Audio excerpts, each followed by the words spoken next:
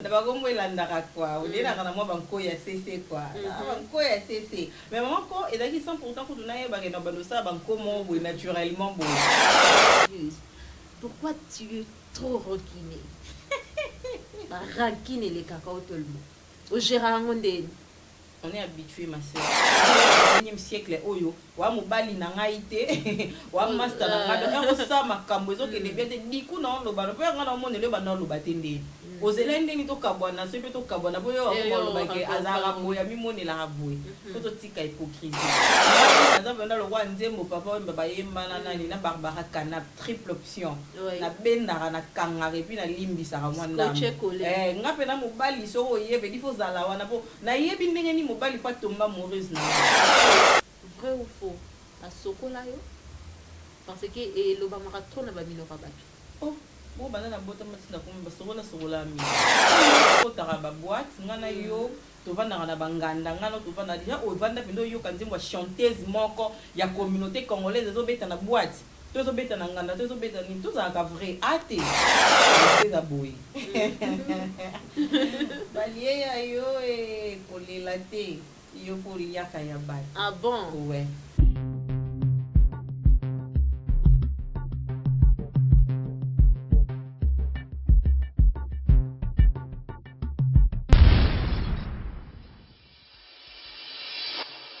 Mbote Kishasa, RDC, Mbote Nabino, ici Kabozwami, par-ci par-là au monde entier, là, na ba Congolais nyoso. Et puis ici en Angola, na pesi Bondi, ya Boitard, na ba Angolais, tout au bazala vraiment en Angola. Tout le pays, Angleterre, je vous dis good morning. Donc, je suis pas seule sur ce plateau aujourd'hui. Ngai wabino Cynthia Bofonge Mama Soso. Na senga ki na bino bo s'abonner massivement sur notre chaîne de référence. Cynthia Bofonge officielle. Vous ne serez pas déçus avec des émissions sûres et certaines. Titre Moko Yakitoko. Émission na présentera suivant Eza l'histoire de mon atelier. L'histoire de mon atelier aujourd'hui là, je reçois pour vous une star. Donc star Mboka. Comme d'habitude, bon, on a internet par-ci par-là. Avant na fongo la caméra, va fongo la caméra, na personnellement synthèse moi moukié. Aujourd'hui, je suis avec l'alixieuse Fernanda maman ko liko na moi kanaï.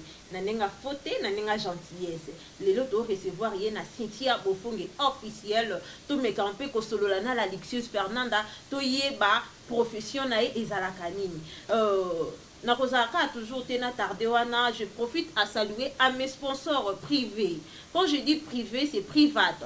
Là, je vois Tonton Bourgeois qui venge les libokaya pilipili et si la casse montée.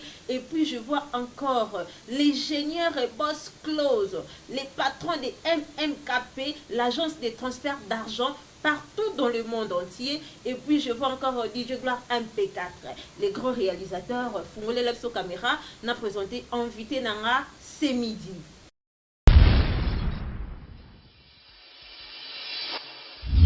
Bonjour, bon après-midi, good morning, l'Alexieuse Fernanda Mamanko. Ah ouais, bonjour, boa tarde, morning de l'Obiwane, et puis mbote, vraiment on a battu surtout boa tarde, on a abonné tout y a Cynthia Bofonge officielle. Vraiment bonjour Nabil. Voilà là c'est Mamanko Fernanda l'Alexieuse. L'Alexieuse aujourd'hui, comme je suis là, tout mes canons là, en peine à l'Alexieuse. L'Alexieuse, elle est tellement lix. L'Alexieuse, elle est tellement propre. L'Alexieuse, elle est tellement gentille. Expliquez-nous d'abord, secret na yo zalarani. Ah, Cynthia Bofonge, maman Soso. Fille des problèmes. En fait, Luix, merci d'abord parce que c'est pas donné à toutes les filles. Biso ba fille to na moi ba guerre d'esprit moi ezanga mtuna makolo. Moi moninga ta bien mais ko ndima eza moi pas si quoi. Donc ba fille ba ka bien sans complexe ba on dit ton ndima na vraiment. Déjà pour être luxe, je sais pas na mekana ka pour sa propre. Et c'est quelque chose qui est déjà dans les sons. Maman na resta ngana bando kola. Na kiso ba tindinga na ko fona ni kala gomme na to ni kango pe na passer makolo la pourquoi mafuta pona ki coin. Donc aux propre de lo moko eza déjà na makila na mesana ko luka ko créer quoi. Moni na lati mo veste boye. Na bina tsango mo sentir ko ça la moi design. Na créer kaka. Gentillesse c'est le comment na metala nango na kola nango pe za na héritango chez mère na ngai. Donc na metala vraiment vous la gentil. Merci parce que aux autres dimanche Mais ça, vraiment, vous allez gentil. Donc, les gens vont au monde à force à thé, quoi. Vraiment. La luxueuse Fernanda Mamanko. Moi, je profite pour t'appeler Mamanko Semier, qui est la luxueuse. Voilà. Expliquez-nous d'abord. Tu es née dans quelle famille? Et puis aussi, ça va école Nao appui. Ouais. Maman quoi tangi va plein tebele na tangi na limité na cartésien après on a tali l'école primaire nangawa déjà je crois première c'est on a ça qui wana école primaire nanga na sala on école kimbangi c'est mon kitambo na bosani tout comprendre parce que j'habitais chez ma sœur voilà qui femme il y a petit frère et chef spirituel et kimbangiste donc à beaucoup la ndambo na ma campagne wana na vanda pa na pena dinando qui kutanga na kitambo na école mon kimbangiste na eu diplôme nanga bref na complexe scolaire Kindinga na quartier 1 wala na Njili école mo ba wabelo ramo na eu vraiment diplôme wana après na kende IEC na sali gestion financière et na longo na IEC na sali formation professionnelle paix hôtellerie après wana na ekiko ya Angola et après na Angola yo ebika mboko non ça ni c'est quoi tellement na linga qui chronique on a été so il faut na chez na on ba la moto faut tout na ngali su na banda ki on ndenge mi non là to continuer la sera toujours oui après tellement na banda ba déjà na banda tanga bi non so na kolinga pour na journaliste chroniqueuse ko tout na banda à l'époque journaliste mais tout la ba mami lela et na ba formation wana ya ba information ba 20h et tout na linga vraiment na za lango sauf que et simba quitté na ba classe na betu na ça qui pédagogie na vu diplôme na vu diplômé en pédagogie générale après na ça ba gestion financière na zo et maintenant tant qu'il sous ba effacer quoi na comme les que le mot est dans les sons en fait na force à quitter et comme à un moment donné les garçons on a passé mot na Paris on a copie dit tout aye ba nga depuis na ndé kokola aye singa mais oloba bien on a propre pourquoi ma chroniqueuse nga bino bandande nini na ebindi basala ngota bia tonzela à l'époque avec une grâce mbizi pour bailler banaki asinga na fille moko boy ba ko sala na chaîne notée il y a betinda ba photo na 2016 oui 2016 a betinda ba photo elle va tindele ba photo atala bi ouais pas mal à propre boy après abandi maman ko former nga tindenga ba nyora ba musicien ba théâtre ba ni benga bango o zo rendez-vous na ye au salaire arrêté au kisa l'émission na ye na benga bango belé ba to pesa nga ba rendez-vous mercredi musabi samedi musabi botine ko zo mamumuluba donc c'est ça il y a maison mère accordé nga vraiment interview na ki wana na salle l'interview da ki facilité mais bandeli na si ba remarque boy après maleme na ko s'améliorer elle a longue pas grâce na kenda qui pas donna champagne garçon pas na site na ye na travail qui peut qui a payé ça que na Angola elle na Angola na bande komona na vraiment ba chroniqueuse te ba chroniqueur te na taki na maîtrise à mambo awate di na ko sala na chaîne mon boya Didier Piolo na umela pété parce que ba lo tanga te na ye na longwe na ko kota su chaîne mon boy HV vision boy so ki ni na éviter na sali pe na umela été na yo longwa nga. Après, il n'y a pas de leader, la chaîne pas de leader déjà, je crois, depuis 4 ans et 3 ans, on a la chaîne à Noli. Donc, on a amélioré le travail, on est comme un professionnel. Sans y facile, sans il met comme un professionnel. Au sein de l'émission artiste, moi, je suis dans Boka, je suis que non, émission de pousser si la thé. Et que n'a bien, émission, on a séparé dans et que voilà quoi. Ok, c'est bon. Là, je salue Shadrach Mamona. Babi est vraiment mon perso. Boy Banabasi, Natalia El Chama, Moutinara Moro dans portugais et Sarama Moutoubé. Donc, il y a l'Ingarama Bongo. La luxueuse Fernanda Toko bat toujours na lisolo na biso. As-tu déjà apprécié Papa Wemba? En tout cas, ma chérie, c'était le monde à regretter durant toute ma vie. Parce que Papa Wemba, Azaki, Mouta, va couper ça toujours chance. Na ba jeune quoi donc ero bimo so sale lo no mu beso ko approcher a boya te que papa na ina sala interview na yo a boya te et lorsque papa mba kufa ki wana ngano na komi chroniqueuse te ezelo na regrette kana ba fe na sale lo mona papa donc papa tikanga na défaut quoi na linga musique na ye na linga charisme na ye na linga charme na linga nyonso ba ko dégager en fait donc aujourd'hui na regrette na côté na monde oyo papa ne plus quoi papa de akenda. As-tu déjà fait des castings de la mode par rapport à sa apologie? Parce que tu aimes beaucoup s'habiller très chic.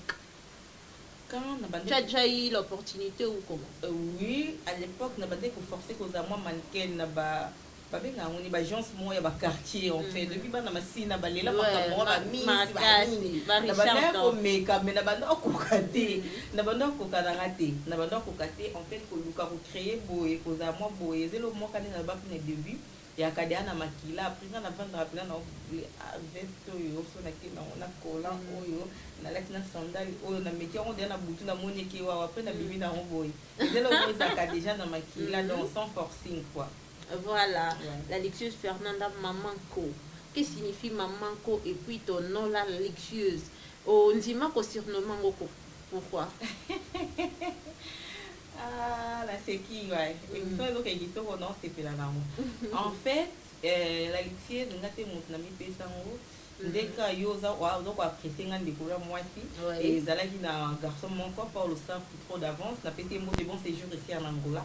Est-ce que ah olinga mo makambo ya kozala propre olingi kozala beau j'aime trop le luxe hein oli trop kozala luxe donc yo beno luxueuse banda lelo kutunga na bando bengo soufiant ndinga na bengo kala luxueuse ngabe ah c'est pas mal hein pourquoi pas na docteur na ngape kombango maman ko et c'est qui sur quoi ni tant comme na maman ko na bagombo elandaka quoi on est là na moi banko ya cc quoi banko ya cc mais maman ko ezaki 100% kutuna ye bagena bando sa banko mo boy naturellement boy mutu pe comme taper ça nga yango c'était à l'époque il fallait abano ezaki slogan fallait quoi encore do moi babongo. Après, il fallait que papa encore si je ne me trompe pas.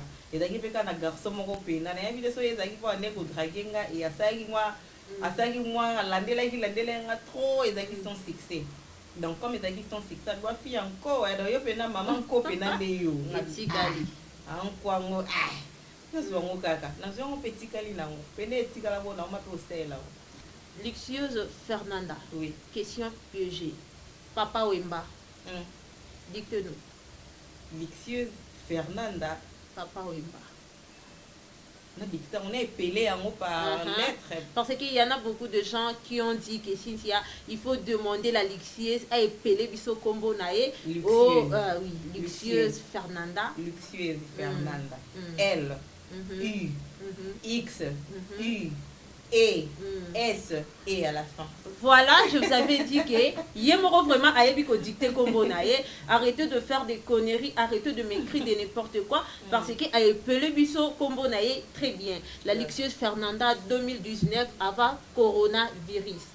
Tu portais un sac Dolce Gabbana. Ici en Angola, il y avait toujours de pirates. L'original c'était habillé par Nicki Minaj et puis Rihanna. Où as-tu pris cette sac? Parce qu'ici en Angola, on n'a pas de boutique originale. Voilà. D'accord. Dans la plupart à Babylone et Belé, c'est ça pour faire on a l'attaque.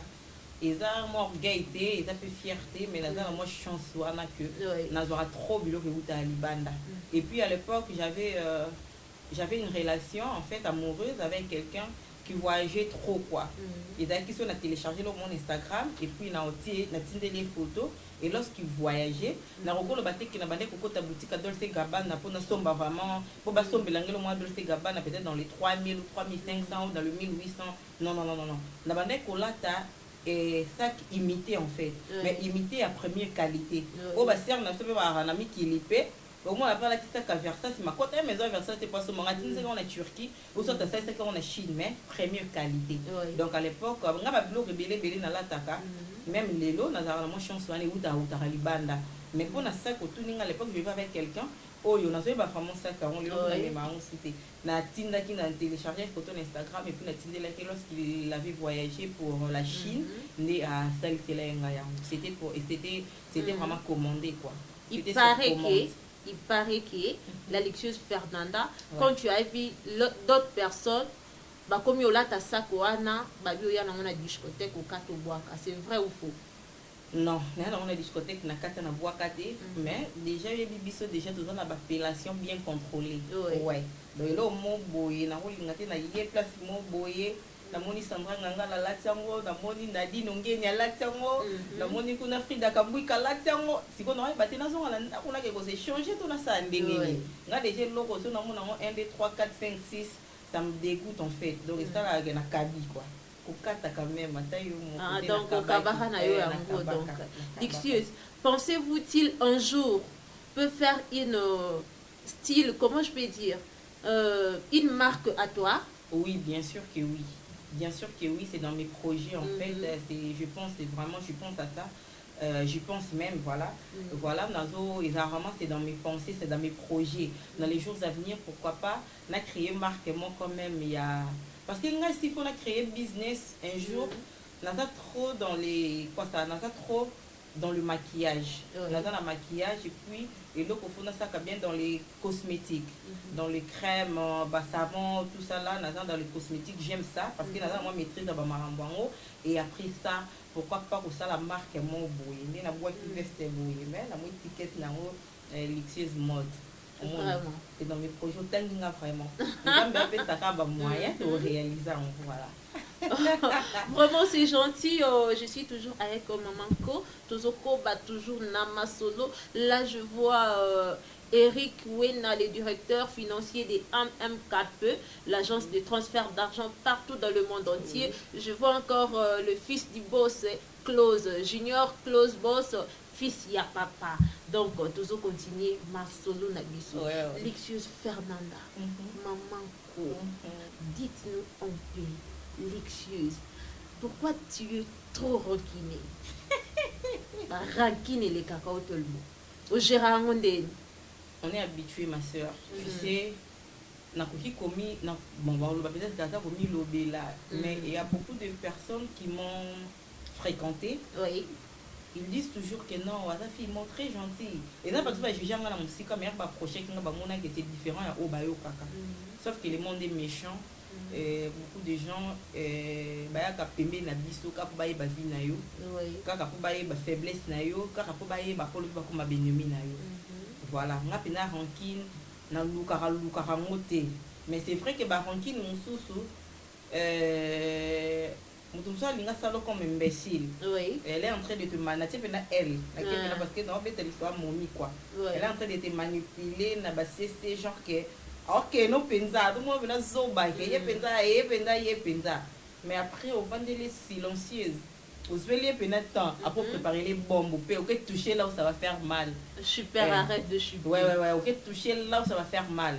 Voilà pourquoi. Elle monte au vendeur, moi trop dans salon, ma bête, tu te dis que t'es non, tu peux n'en été, c'est l'eau, t'es, nzamba foot a été, tu nzamba foot a ouané, vraiment.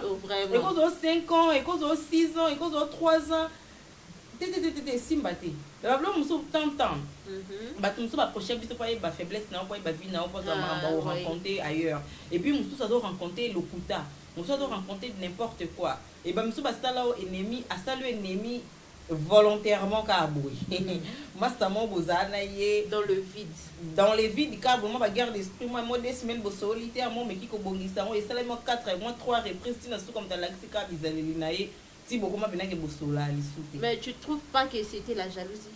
Tu trouvais ça? Quand je dis que c'était la jalousie, ils vont venir m'insulter. Et jalousie par rapport à quoi? Elle a quoi? Elle se voit, elle se croit être qui? Alors comme on a jalousie, elle a quoi?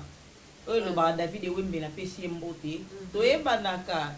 Moi tozo boyo. On va dire la jimbe tout donc on a la lixieuse. On a Cynthia Bofongi. On a David et Wimbe. Toye banaka. Alors bakana nini amimo na kaza boy mais yo moso ovandi webi que peut-être na sala mambo belé na vie na yo oyo ata un cas sala ti. Donc faut te bagaya sala que on sait que ça va. Pour nga so na zara bango erbo ka lo baké non jalousie za na nini soka edaka nga parce que na zanga ka parce que boy nga pena na kinga so na mono ke na ngande mu beno bengo mais c'est boni bien. Tout le monde a la tête. Je m'en sali calcul que la personne a 1 franc, la personne a 2 francs, la personne a 5 francs. On est tous des femmes. La personne a boyé. Et on m'a dit que peut-être il y a un bêta. Il y a un monde qui a bandé koyoka. Quoi c'est là boyé on va mais je sais pas na sala on dengeni. Mais n'est pas qu'il a boyé. Et je salé là pour na banda rozanga. Mais er na zui.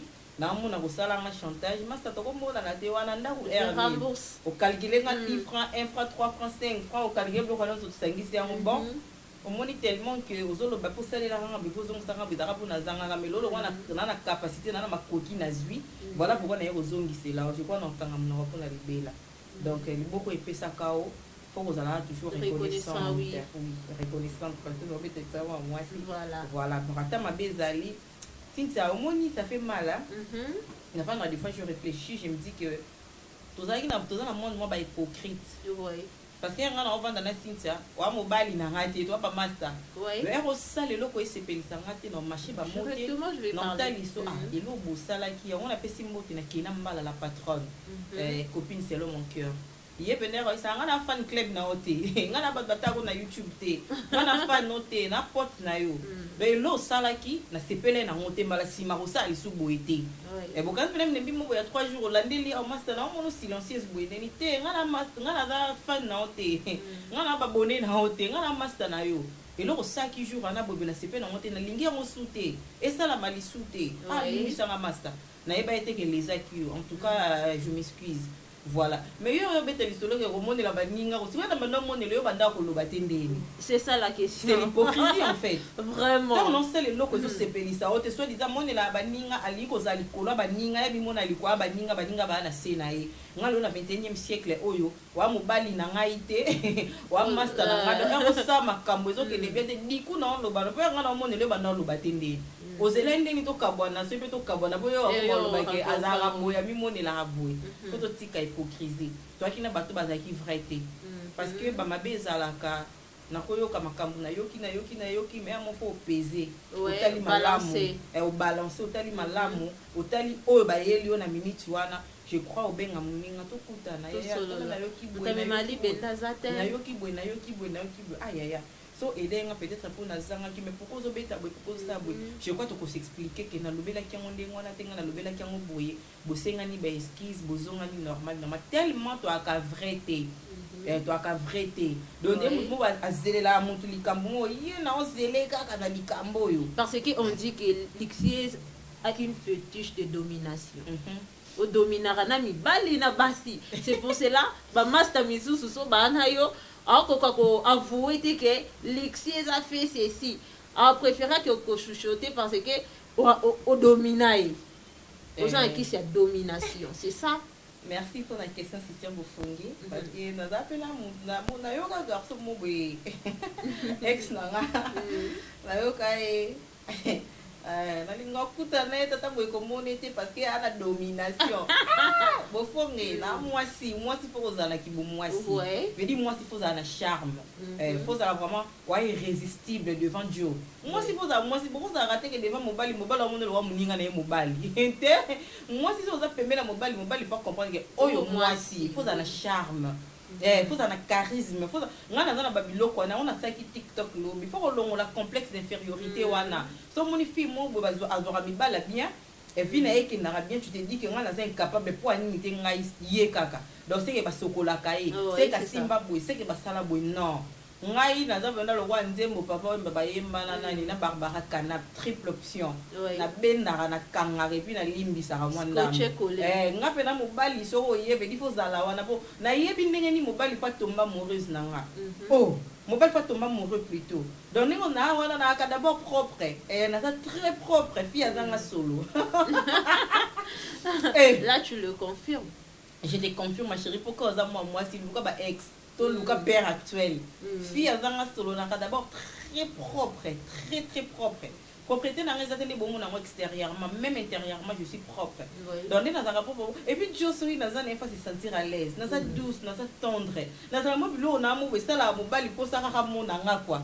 Pour ça ka zala wana na parce que tu as de fétiche. Non, fétiche té. Na za na kibo moi. Avec tes yeux là,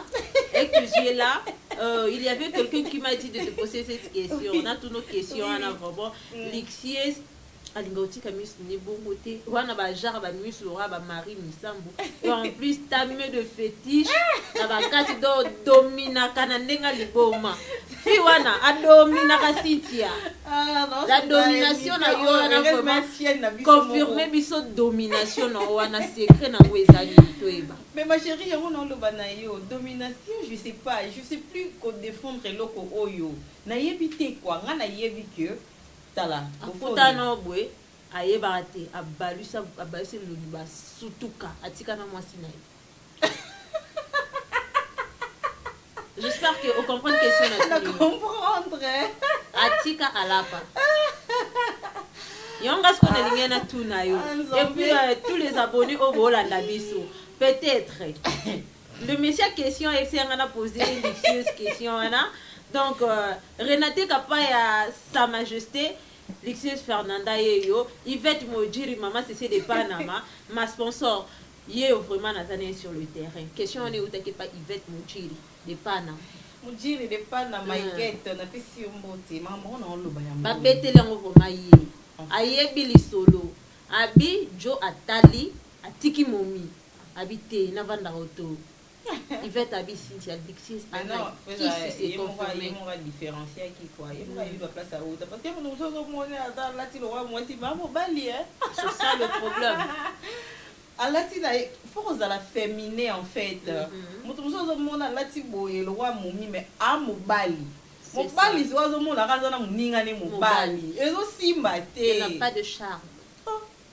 Joe a hier à boye beaucoup de 3-4 jours a dit non je vais prendre des décisions vite fait. Mais vite fait je te préfère 1000 fois. Alors nga ça faut retourner en débat mibali na bon mon arani n'est pas na yé loro ni ça mara parce que ni nga personnellement c'est vrai boya commenter n'importe quoi. Je sais pas en fait ngai nazana ba mibali na ba parcours na nga er na komi moi na komi na conscience parce que ba mibali musu ete okolo zotanga na ye ba kututé bato musu na yebi bango lisuti mais on a comme la conscience je parle d'ici en Angola awa même bato nazana bango to kabwana bakendaka moi bana kei 6 mois pe 2 mois pe mais mo musu afandi wa yo luka yo conscience zone ça te pour que ne pas maman mo boite pas tata mo boite ye mo ka kei ba bi les commater na préféré les 16000 fois ayepe boye Likama on s'est retour à l'expéditeur donc à nouveau j'ai d'autres rêves n'a changé pas ma cambo quoi dans un bêta l'histoire pour aux anaki bon moi si c'est simple qui bon moi si expliquer biso parce que y en a d'autres filles ah yo kaka qui bon moi si ayebika qui bon moi ça tient rouge à lèvres donc oye ba sans ça qui bon moi si tu peux nous donner un peu de synthèse y a qui bon moi si personnellement s'il faut dans le bas d'abord bibali bazana bilo belé kanga bango quoi et ça faut tout qui c'était ça ni n'était ça faut pas câble faut ça il faut d'abord propre la propriété d'abord parce que mon bal il faut se sentir à l'aise et ça te mon bal yo moi soit lipeka mo boy je linga embrasser moi soit mon encore ça kota rakuna boy ye mo azo mona moyen te ezo simba te nganza masanga mo grâce na propre libanda te tina kati na ta propre après na charme je sais parler en fait j'ai l'art de parler et pas dire vraiment des bolo bana miso na domination te na tie na miso ki bo moi si après c'est naturel ngana rafi ya miso minene moi milai après ça séduit je sais pas mibali il faut ba ebisanga donc on attend ki bo moi quand tu parles pas mobile il faut sentir que moi si mutazo loba oza na charme ozo loba kitoko liko na ngo douceur et va dire awa tendre mais na ndenge moko ya osakana te na tellement tendre et voilà qu'on a besoin de soins Dieu quoi sans vraiment les dieux nous aurons comme il faut voilà pourquoi mon radio aïe avec mon je préfère et puis na naturel chirurgie à exaté quoi on a que les kuna ba côté ça ngelo ko mona libele ko ba changa na nilité Lixis Fernanda na ko prononcer comme on a Fernanda te a trop portugais ma portugais nyonga maman ko parmi les 3 femmes Edozi maman Biliabel et puis maman Barbara Canard. Oui. Ou apprécier Kanani ou vraiment à la soit lati aussi sentir que Peter idole nangai. Peter d'abord idole mais moi maman Biliabel oui biso nous a donné que tout les là mais si pour na bakilelu Barbara Canard elle a le charisme elle a le charme elle a qui bon moi si donc je la préfère quoi. Mon moi les colonnes mais boy na ebisi mais non on a préféré quoi on préfère parce que boza pas presque ana charme ana charisme donc à ça na babilo moi que je peux aimer chez une femme quoi autant livre non je la préfère fona la nazo moi lo mon be pas naïe donc natali bona bi ya seka kitoko fona moi et moi c'est que il y a moi te ko kanate moi charme wana ana tara bien faut moi kende boy mon charisme naïe wana fona docteur moi kenda bien voilà maman ko orgueilleuse c'est vrai ou faux? Bon orgueilleuse pas bateau non ba prochangate mais pas bateau ba prochangai c'est vrai il y a eu des gens qui m'ont approché ou ba témoigner rapide négativité pour nangai ça dérange pas et tout ça déjà na ba population bien contrôlée tout ça na ba combo quoi donc tout ça t'es lixé na c'est pas na na tela cahier Donc on a rose là on a ça dépend quoi. Et quand on a pensé la benami nous tient souka, mais à la place moi besoin d'avoir faut activer charisme. Et il y a de ces personnes qui savent pas distinguer charisme et orgueil. Bah il faut distinguer en côté donc tant on a charismatique va bien fier à Kalolendo. Et de toutes les personnes moi je m'en fous naza te pour bandolo baguette, naza rabote, naza lelaté, naza satisfaire un peu batouté. Donc aujourd'hui j'assume en fait. On a trouvé un orgueilleuse, bon. On dit que les Balouba sont comme ça, j'espère. Moi, je suis pas Moulouba. Je suis mon Congo. Oh, il y a solo. Ben oui, mon Congo 100%. Ferme Yakanoa. Donc, oui, Kanamaka. Apparence comme Moulouba. Oui, comme Swahili. De comportement. Oh, moi, j'ai pensé que vous êtes de la même famille avec des Fachi Béton. Non, moi, je suis mon Congo 100% en fait. Besingombi, Bakota Bambanzangungu, Wana, Lebiso. Donc, Bino Abi. Fuma longo, fuma mbele. Papa Simogi. Voilà pizza. Voilà ma biso. Au préférable Nicolas ta ba chaussure talon poigne. Baguna yo kaka ou baguna nga après bofonge ba kombo elanda nga na komba diakanwa eza komba tante na ngai pe à son âme Clarisse Diakanwa et ba epsa nga pa père na nga ke alinge mambo la trop aki alinga ba bijoux ala ta ba super à l'époque abandona ta ka ba super azaki talon à combien de centimètres ya la ta et voilà ba pesa nga kombo na e ba kombo la na faut faire attention ba kombo to pesa bana on dirait na kiye quoi maman epsa nga parce que nga na e ba fe na ka moi mukie na za même pas na ba souvenir na e akufa avant trop donc voilà naza même pas na ba souvenir ya oyeba bena tanti Clarisse boye mais ba relatanga que o naza lelo azaki pe ka boye lo kwa ngai donc na landai na linga trop talent basket 8 ola ta na biso mais nga pona mona bena ke na o charmer et que les bien na linga vraiment na za likolo quoi na moi trop ya talent.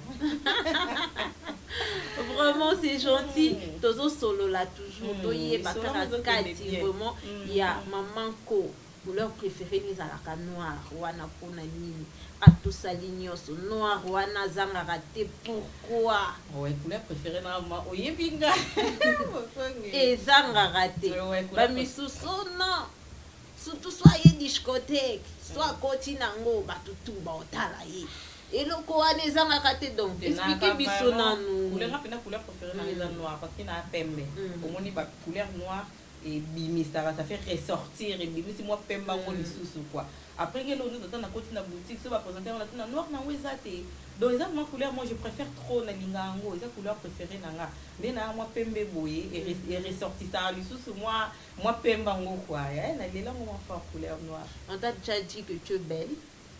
Oui bah là-bas ça va ngo. Tu te sens comment quand on te dit cela? Bon biso basi tolinga beloge tolinga wasoni kisakata sinta bofonge mama soso tobaki toziki zeloko quoi ben oui et ça la rend bien parce que biso basi tolinga beloge tolinga même ça parce que était charmante et belle et ça la rend waouh c'est vrai que bato pas kaboya mais moi là-bas et Dieu je suis belle hein et Dieu et ça la rend bien. Monsieur Fernanda bah style na yo presque et ça qu'on colle tellement à Edozi. Ah bon? Quand tu regardes Edozi au Santander, c'est une très belle femme. Déjà j'ai la naïe quoi, c'est une très belle femme. Je me dis que voilà, elle est trop belle de figure, belle de taille. Vos styles la forme maquillage nabino presque n'importe quoi. Maquillage. Oui, au comprenant déjà. Non, il faut l'ender l'amour tout. Il faut comme l'ender l'amour vraiment. Et dosi, de grand P. Des grands P, oui. T'as la bien. Et dosi avec l'ixie. Pour décorer ta façon d'engue, oui. Ah ouais. Maquillage, on fait la bandaka, malé, mais tout ça va dire ça, moi, vous avez pas un make-up. On attend que ça na trop na bomone. Na sakana te bébé. Sincèrement, na sakana te. Na babu moi na opportunité on est acquis vraiment te na sakana te après voilà na bande na banda ko moko ko sarana eza na pas si bande ko former biso trop moi ko sokola basani moi ko nika douche moi ko landela ba ba misala wana na sakana penati na bumu. Question piégée.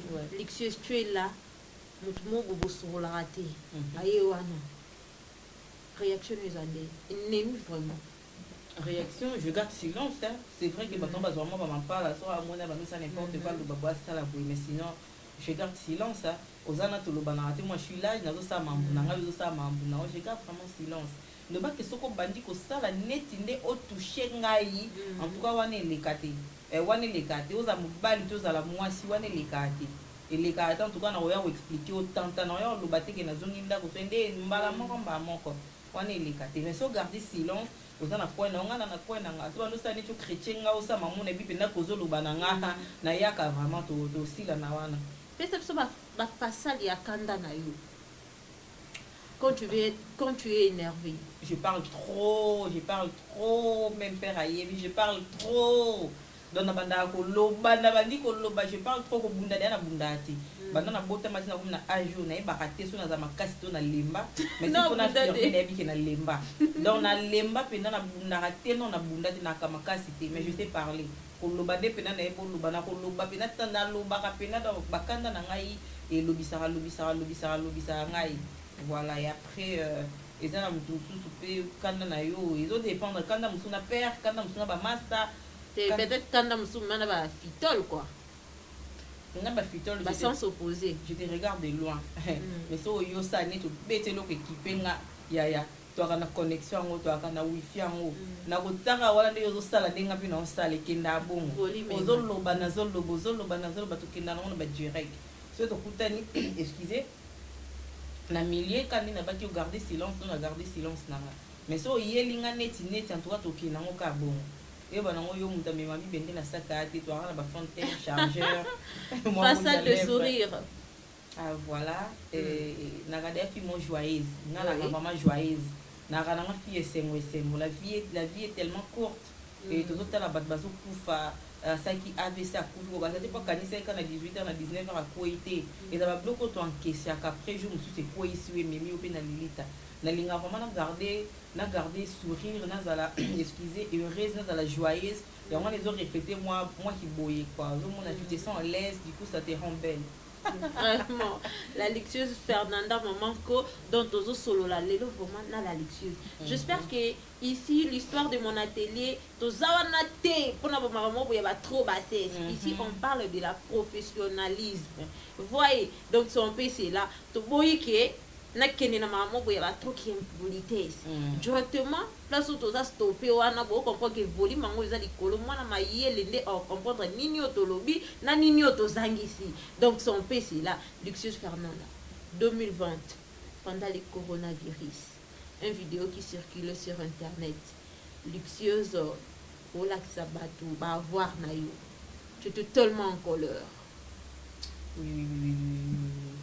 En fait, on avait, je ne sais pas si on en parle, mais moi je m'en fous. Tout à qui là on a master où était dans la vraiment discuter et voilà il y avait des choses au vendu du bateau si les vidéo regarde ça direct là le bibo et là le bibo sur toi bah tindelo en haut pinza des fois au vendu au lobby na koko kanga mutema parce que lorsqu'elle parle azomo no na monopole à roloba et que maman azolo déjà vrai au vendu peno bi que non na koki souté après na oya biso tout ba youtubeuse tout ça la mambango kitoko na oya ka wana na pelisi caméra na ngai na tota liso ke niveau no ezani ni niveau na ngeza nini voilà yango Olga Kabelo tune ngayo allo bisitia yebisa maman ko pourquoi salanga bongo na éviter sous choka ke place ni des fois la vidéo wana yemoka baka banda lelo angola bolekisi akoma direct ne pas sokola ba Kabelo na direct au pesa donc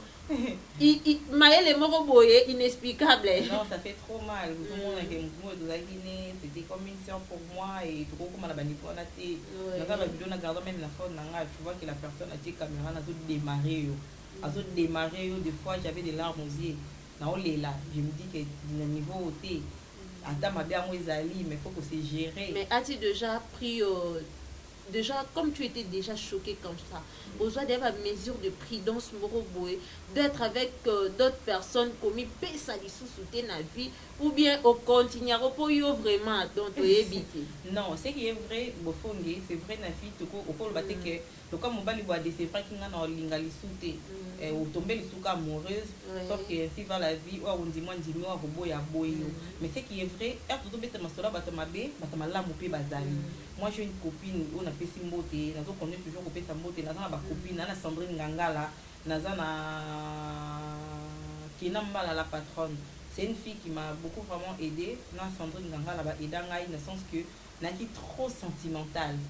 Donc na ya maramutu nyonso na za na facilité mbala mo na kuta na yo na bandi ko stopa mambo vie na ngai sans pourtant na ba lobby ezanini. Mais baza bato ba aider ngai ou ba repousser pe bato mususu définitivement de ma vie. Côté qui copinage définitivement de ma vie. Parce que il y a appellation bien contrôlée. Parce qu'elle vient nous dire que non, on a star. Peut-être qu'il y a un Angola. Biso, on a chance, on a tous les 5 continents. Donc, il y a un Bangladesh, il y a un téléphone, les autres sonné, numéro au Bangladesh. Oui, ça va. Une appellation bien contrôlée. Alors, il faut soigner la réputation à biso. Il faut soigner la réputation à biso. Edanga vraiment ko pisa bato mususu ke bato mabe bazali bato la mbe bazali eza na mususu aye na vie na yo copine mais ata ko apporter le yo mayele aye ba stratégie de vie mo boye we mo ko lobelité en tout cas ça va oui la zone à disposition eza na bato mususu mokili ya bato eza na ya nzambe quoi koloba na vie toko bateke na kolobisa qu'est-ce que tu es 8 non toko kutana na occasion mo ya ndeni ni bien santé bien oza koto ya na pe na vandi wana tusuki bongo. Mais oh eza ya vie na nga na vandi bona to relater au vie na nga na to tali so ba paramètres na zo zongo selo boye po et serva ki batu mususu ko pas tie caméra wana abakisi na oya ye quoi a comprendre lo musu mal abakisi na oya ya traiter na banemo moi je me dis voilà nous sommes vraiment ba précaution mais toujours batamala mu pe bazali dans un ba 2 mois 3 personnes amala mu pe lo bazawana alinka bola munayo e roselo mo mabe bisote o te yo comprendre te yo rosolo la boye te batongo ba wana ka bayaka boye pe ba okende ko sala boye eza na batu baza bakoba azo couvrir salité na yo ouais na miso batu albola muno mais e ya pa na yo akino tanta saka bango atali so peneke boye te pona boye te pona boye te pona boye te donc voilà to ko boya batu te po ba misusu pe basala ya biso mabe voilà Lexie vrai ou faux a sokola yo parce que et lo ba marathon na ba mino ka batu oh bon bana na bota matina ko ba sokola mingi mama bisa sokola na trop tina ko mina age mo boye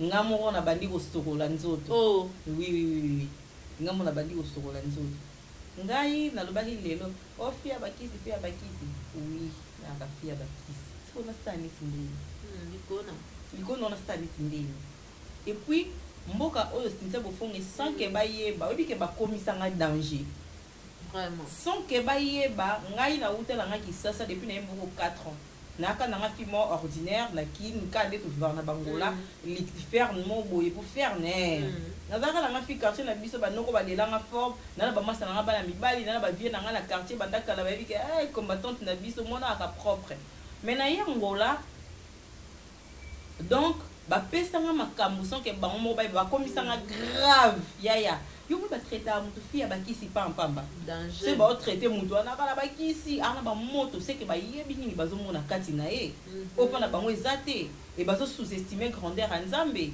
du coup ba oya na ngo kata fia bakisi surtout na ba moi pembe boye ndenge na mo boye ngana mona ex mo sirène moi na sirène. Oh, mais sirène nango siko fona sa neti ndeni do ba doko ko supporter moi charme ote et baba yuma baba faible ngana ka sute ko ba te na bakisi oui ba yebi pourquoi ba lo ba bon ka fia bakisi ba bi nini ba mo ne pa nanga mboko na complexe mais je te dis fille mo bo azaka pe bien ma za complexe ya fille mo boy donc pona yo kisi fia bakisi ba komisanga grave. Mais ça l'a fait bien. J'espère que Toromo Chité, la luxueuse Fernanda, 2 marques de parfum préférées. Dior Sauvage, Jean-Paul Gaultier Scandale. J'aime ça trop. 2 marques de griffes que tu préfères, l'un d'eux. nalinga trop Chanel. Après nalinga lisusu namoni Balenciaga eyela biso na ba eyela biso trop na ba tobenga yango na ba relax, mais voilà nalinga Chanel. Après otika la confusion ba truc de mêler nalinga mais donc le vide nalinga Chanel, nalinga pe Yves Saint Laurent. Regarde le caméra. Ouais. Rival no a les caméras. Rival n'a rien les gars. Réactionnel. Eh, au moins mon bébé tout le monde a. Mon bébé on ningi ça va dire zoni. Mon bébé tout le monde a ngoté. Donc silence absolu. Donc non donc na émission neti donc mon bébé na mon pousse quand mon bébé tout le monde a ngoté. Monsieur, regarde les caméras. Oui.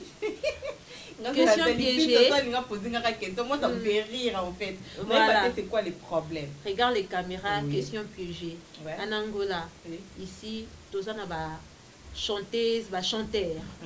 Il y a ba communauté na biso congolais. Chanteuse nini au monde a vraiment non communauté congolais na Angola, ceux qui ont yemba ou se sont vraiment vraiment dans la carrière. Obi na communauté congolaise, Na communauté chanteuse, donc na qui est non bien na lingala. Eh. Donc biso bata mangala ba congolaise. Mhm. Oto bibaka na Angola. Nani moyembi o natala kasoki na moni na lobité avant ta carrière à na venir musique et beta na ba bar na ba boîte. Ah, bofonga ata? Oh, comment ça? Azata? Nangola. Mais ngana yo to kotaka ba boîte, ngana yo tovanda na banganda ngana tovanda déjà o vanda pindo yo kanzi mo chanteuse moko ya communauté congolaise zo beta na boîte. Tozo beta na nganda, tozo beta ni tozo ka vrai ate. Ate na yo ka ba perola, ba yola, na yo ka ba titika kuta yo ka maka. Le ba titika ka congolais. Aza comment moi si congolaise. Dans le ba titika. Mais sans te mentir na communauté congolaise, biso pena ba congolaise qui sasa oyo, qui a ça la carrière solo na Angola awa, musique ezo beta na ba bar, ezo beta na ba boîte, ezo beta wa puis sincèrement faut être franche. Azate na yo kate na monate. Regarde les caméras encore. Ouais. Question piégée. Lixieuse Fernanda. Oui. As-tu déjà chupé un mec de quelqu'un ou vous allez vraiment va master? Le lobo confirma l'iboma. Vrai ou faux? Si on a bien zappé, moi j'ai sim. Si on a bien zappé et qui moi genre. Donc avec nanga. Yo yi. Au lienga mutu. Aussi si au lienga mutu. Aussi si au vandi na yo. Yo moi bien yo gagner au beti maboko. Donc nga bien na vanda bien ko renaître ko découvrir ba blo mususu après. Ben attends. Il sait aboyer. Balié ya yo et kolelate. Yo pour ya kaya bat. Ah bon? Ouais. Donc tout en anoko ba 1m90, doux, tendre, charismatique, avantageux, liko na chicon. Ah, ça na peur. Jamotika. Nandine. Oh, Nandine. Que bon quoi on a le bac yango. Vraiment. Banco yango yo, toi tu fais du mal, tu t'attends quoi? Oh, t'as bête ma boko na kumisa. Non. Non, pesoka mon, na ozong c'est le cas sincère. Ça se passe comme ça. Oui. Non, peut-être que la monnaie de singe. Ça se passe comme ça. Quand on a de la nzamba ça, on a 4 à 5 ans. On doit toucher là où ça va faire mal. Et là, il c'est que ça remarque. Si on n'a pas dit mon ami, ah, na moi na ma bé. Est-ce qu'on peut faire ça? Est-ce qu'on peut faire ça? Attends, non, na zui yango vraiment combien nga. Ko ana likolo. Et puis nga la fille dès que mibali bayaka baye baki. Té. Oh, oye wana ovanda wana. Parce que nana kibo moi, sinon beta c'est ta kibo moi. Après je vais parler à ceux qui bon, ceux dans le mon anga ya suka parce que ils ont chuté. Les filles, arrêtez à avoir un complexe on a d'infériorité. Fille à bakisi, fille à baboye, fille à baboye. Maman. So tout le monde qui se montre ça bien. Qu'est-ce simba? Bindi. Kende vas-y. Kabale. Vas-y. Oh, nataka papa weva. Fille à choco na linga pembe. Et puis qu'on garder couleur bali panangu bate yaya. tu vas vendre na gel douche, ok na savon, oza na crème en pakola uniquement na moi, wana crème en pakola na butu, oza wana mafuta fo na linga kapembe, na linga ka chokwango. Ezo soyo wapi? Vraiment. Ba tampo ebeta na ba cancer ozala. Ezani lo na yo. Mais faut Maman, faut arrêter hein. Faut arrêter. Et soit quand yo wapi, pendant za mwindu bongo, so lingo comme pembe, zaka nde na mbongo parce que ça demande des chicons, hein, faut zala ngo. Eh ya. Tout ça quand na erogama que plus ça. Au bandi na gel douche, ok na lotion tonique, oza na crème visage, oza na crème à moi, oza na crème à boutou. Après na respecta ka poso, na bi bat bopé ça 3 ans, 2 ans. Bozaka wana. Et puis na kana mboka moyi, mais bozaka wana. Donc na mo 3 ans, vous êtes 10 ans. Bozela. Bochamba choko, obandi choko, bandi choko, bandi choko, bandi choko les programmes de bandor sombela. Obandi mo ezo so ramutu. Ezo dépense na kokate.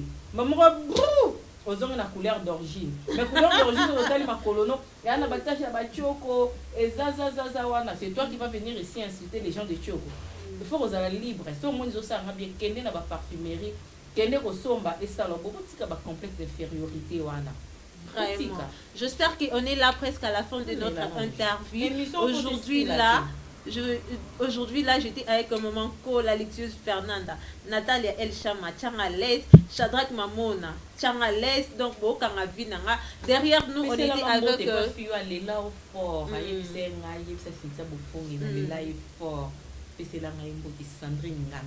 Sandrine Ngangala, de gros bisous à toi. Good morning Nayo.